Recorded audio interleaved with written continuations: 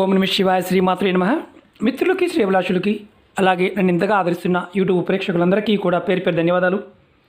మిత్రులరా, మీ అందరికీ పరాదేవత ఎల్లవెల్లలా మీతో ఉండి మీ మనోవాంఛ నెరవేర్చాలని మనస్ఫూర్తిగా కోరుకుంటున్నాను. మీరు చూస్తున్నారు కదా బకెట్. ఏంటి శ్రీనివాస్ గారు బకెట్ చూపిస్తున్నారని అనుకోవచ్చు. చాలామంది మిత్రులు అక్క చెల్లెలు మెయిల్స్లోను కామెంట్స్లోను, గురువుగారు మా జీవితం మారిపోవాలి, మా జీవితంలో అద్భుతాలు జరగాలి, మా జీవితంలో మేము కోరుకున్నది మాకు కలగాలి, మా కుటుంబ సభ్యులతో మేము ఆనందంగా ఉండాలి, మేము చేస్తున్న వృత్తి వ్యాపారాలు బాగుండాలి, మా ఆరోగ్యం బాగుండాలి, మాకు అదృష్టం కలిసి రావాలి. ఎలా? సింపుల్, చాలా సింపుల్. సనాతన ధర్మంలో మన జీవన విధానంలో కొన్ని సందర్భాలలో ఎలా ఉండాలో ఎలా ఉండకూడదో చాలా క్లియర్గా చెప్పారు. చాలా సింపుల్. కానీ రాను మనం ఏం చేసామంటే మన జీవన విధానాన్ని పూర్తిగా మార్చివేసుకున్నాం. రోగాలని కొని తెచ్చుకుంటున్నాం. అలాగే భక్తిభావము, అలాగే ఏదైనా సరే గౌరవం కావచ్చు, భక్తి కావచ్చు, కుటుంబ పరంగా కావచ్చు, అన్నీ కూడా వదిలేసుకుంటూ వస్తున్నాం. కారణం ఏంటో తెలుసా? మనం నిత్య జీవితంలో కొన్ని చేయకూడని పనులు చేస్తూ ఉంటాం. అవి మనల్ని ప్రేరేపిస్తూ ఉంటాయి.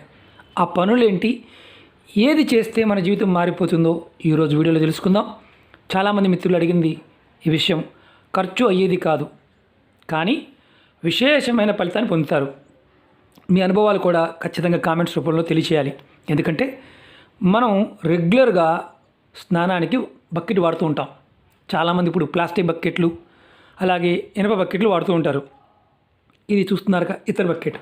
నేను రెగ్యులర్గా ఆచార వ్యవహారాల్లో మన పెద్దలు చెప్పింది ఏదైతే ఉందో దాన్ని తుచ తప్పకుండా పాటించడానికి ప్రయత్నం చేస్తాను. ఆరోగ్యపరంగా కానీ, కుటుంబ పరంగా కానీ, ధనపరంగా కానీ, ఏ విషయంలో కూడా మనకి ఇబ్బందులు రాకుండా ఉండాలి అంటే మనం ప్రతిరోజు స్నానం చేసే నీళ్లు బకెట్ ఇత్తడిదై ఉండాలి. ఎవరైతే ఇత్తడి బకెట్ రెగ్యులర్గా వాడుతూ ఉంటారో స్నానానికి, ఇత్తడి లోట, ఇత్తడి బకెట్ వాడుతున్న వారు ఎవరైనా సరే జాతకరీత్యా వారి జాతకంలో గురువు బలహీనంగా ఉన్నా, అలాగే గురువు నుంచి వచ్చే ఇబ్బందులు కానీ, జాతకంలో ఏదైనా మిగతా గ్రహాల వల్ల వచ్చే ఇబ్బందులు కానీ, వాటి నుండి బయటపడడానికి ఇది అద్భుతంగా పనిచేస్తుంది. చాలామంది ఇళ్లలో ఇత్తడి బిందులో నీరు తాగుతూ ఉంటారు. ఖచ్చితంగా ఇత్తడి బిందులో కానీ, కాపర్ బిందులో కానీ నీరు తాగేవారు కామెంట్ చేయండి. అలాగే బకెట్ వారు ఎవరైతే వాడుతున్నారో వారు కూడా కామెంట్ చేయండి. ప్రసాదం కూడా మనం ఇత్తడి గిన్నెలో చేస్తూ ఉంటాం. కొంతమంది తెలుగు ప్రాంతాల్లో కొన్ని ఏరియాల్లో ఇత్తడి సామాన్లు చక్కగా తోమి డిస్ప్లే పెడుతూ ఉంటారు. ఇత్తడి కలరు మన బంగారంలాగా అనిపిస్తుంది, పసుపు కలర్గా అనిపిస్తుంది.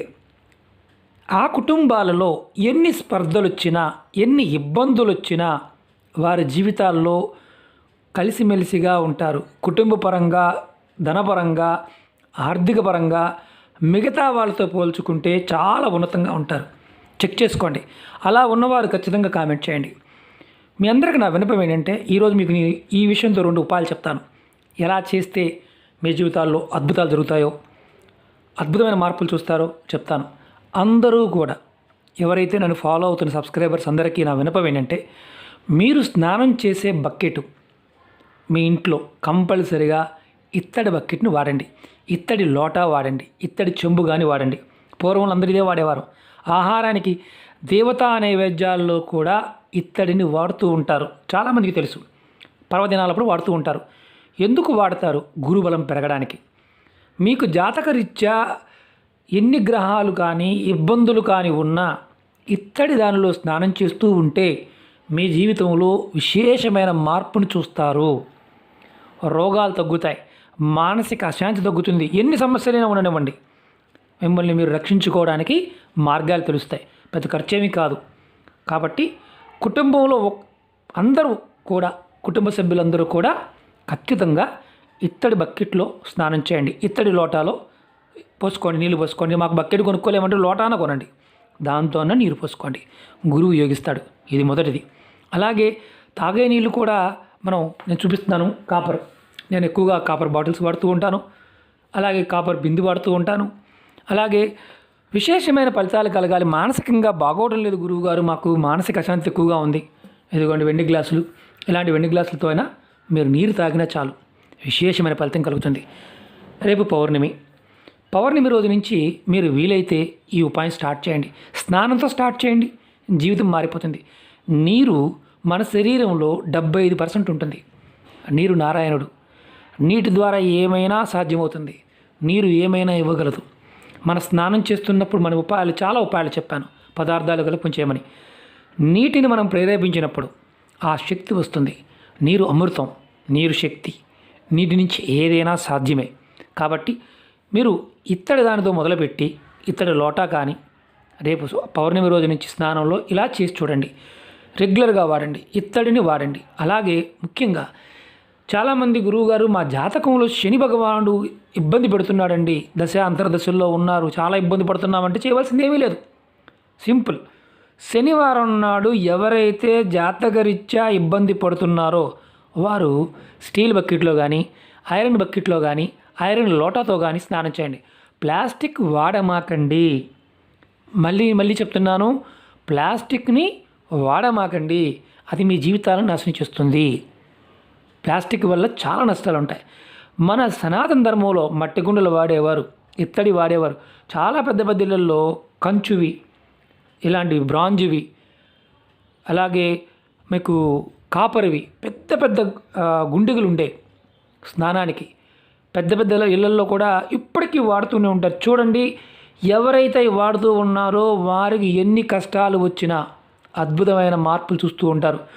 భూమి కొనగలుగుతారు, ఆస్తి కూడబెట్టగలుగుతారు, కుటుంబాన్ని వృద్ధిలోకి తీసుకురాగలుగుతారు. ఇంకొకటి చాలా ముఖ్యమైన చెప్తాను. మీ భార్యాభర్తల మధ్య గొడవలు అవుతున్నాయి అనుకోండి, కుటుంబ సభ్యుల మధ్య ఎప్పుడు గొడవలు అవుతున్నాయి అనుకోండి, ఇలా స్నానం చేసి చూడండి. మెల్లమెల్లగా మార్పులు వస్తాయి. అందరూ కూడా ఇత్తడి బకెట్లో స్నానం చేసి ఇత్తడి బకెట్లో నీళ్లు పట్టుకుని స్నానం చేయండి. మీరు వంట వండుకోవడానికి కొంతమంది ఇత్తడివి మూకిడి కూడా వాడుతూ ఉంటారు. మీ అనుభవాలు కంపల్సరీగా షేర్ చేయండి. ఎందుకంటే మిత్రులారా, సనాతన ధర్మంలో ఆచార వ్యవహారాల్లో కొంతమంది వారి స్వార్థం కోసం భయపెట్టిస్తూ ఉంటారు. భయపడాల్సిన అవసరం లేదు. చాలా మార్గాలు ఉన్నాయి బయటపడడానికి. చిన్న ప్రయత్నాలు గొప్ప ఫలితాన్ని ఇస్తాయి. మీ అనుభవాలు ఖచ్చితంగా కామెంట్ రూపంలో తెలియచేయండి. అలాగే మంచి నీరు తీసుకునేవారు కాపర్లో తీసుకోవడం ప్రయత్నించేయండి. శరీరానికి సంబంధించిన ఇబ్బందులు పడుతున్నప్పుడు తీసుకోవడానికి ప్రయత్నించేయండి. రోగాలు తగ్గుతాయి. సూర్యుడు బలంగా ఉంటే రోగాలు తగ్గుతాయి. ఎవరైతే దీర్ఘంగా అనారోగ్య సమస్యలతో బాధపడుతూ ఉంటారో వారు ఖచ్చితంగా కాపర్ బాటిల్లో కానీ కాపర్ గ్లాసులో నీళ్ళు పట్టుకొని తీసుకోండి. కూర్చుని తాగండి, నిలబడి తాగమాకండి, కూర్చుని తాగండి. అలాగే వెండి కాస్త కొంచెం ఖరీదైంది. మానసికమైన శాంతి ఎక్కువగా ఉంటున్నప్పుడు, టెన్షన్ పడుతున్నప్పుడు చెక్ చేసుకోండి. మీ ఇంట్లో వెండి సామాన్లు, చాలామంది సామాన్లన్నీ ప్యాక్ చేసి పక్కన పెట్టుకుంటారు. వాడండి. ఇది ఒక ఎసెట్ కాదు, ఆరోగ్యం కాపాడుకోవడం కోసం మన పూర్వీకులు మనకిచ్చిన అద్భుతమైన వరాలు. వాడండి. ఎవరైతే శని భగవానుడు బాగోలేదు అనుకునేవారు ఎవరైనా సరే ఖచ్చితంగా శనివారం నాడు స్టీల్ బకెట్లో కానీ ఇనుప బకెట్లో కానీ ఇనుప మగ్గుతో కానీ లోటాతో కానీ స్టీల్ లోటాతో కానీ స్నానం చేయండి. మీ దోషాలు అలా తొలగిపోతాయి. ఆశ్చర్యం కనిపించవచ్చు, మన పెద్దలు చెప్పింది అదే. మన జీవన విధానమే సైన్స్, ఇది గుర్తుంచుకోండి. అలాగే ముఖ్యంగా ఇంకొకటి ఏంటంటే, ఇది జీవితాన్ని మార్చే ఉపాయాలు. ఇవన్నీ జీవితం మారిపోతుంది కాబట్టి ప్రయత్నపూర్వకంగా చేయండి.